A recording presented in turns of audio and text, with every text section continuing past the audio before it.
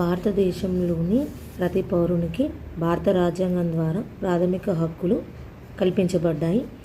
ఈ ప్రాథమిక హక్కులు భారత రాజ్యాంగంలోని 3వ భాగంలో 12 నుండి 35 వరకు ఉన్నాయి. ఈ ప్రాథమిక హక్కులను అమెరికా రాజ్యాంగ స్ఫూర్తితో అనగా బిల్ ఆఫ్ రైట్స్తో మన రాజ్యాంగ నిర్మాతలు పొందుపరిచారు. రాజ్యాంగంలోని 3వ భాగాన్ని మాగ్నా కార్తా అని కూడా పిలువవచ్చు. ఇప్పుడు ప్రాథమిక హక్కులు ఎన్ని ఉన్నాయి యుద్ధం.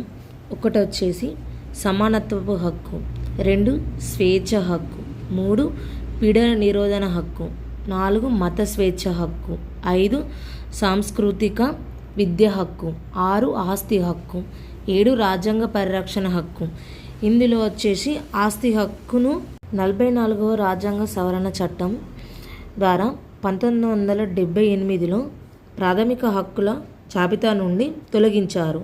ఆస్తి హక్కును 12వ భాగంలోని 300Aలో చట్టబద్ధమైన హక్కుగా అయ్యింది. ఆస్తి హక్కు అంటే లీగల్ రైట్గా మార్చారు. ఇప్పుడు ఈ ప్రాథమిక హక్కులకు ఉల్లంఘన వచ్చినప్పుడు లేదా భంగం కలిగినప్పుడు సుప్రీంకోర్టు ఆర్టికల్ 32 ప్రకారం, హైకోర్టు 226 ప్రకారం రిట్స్ను జారీ చేస్తుంది.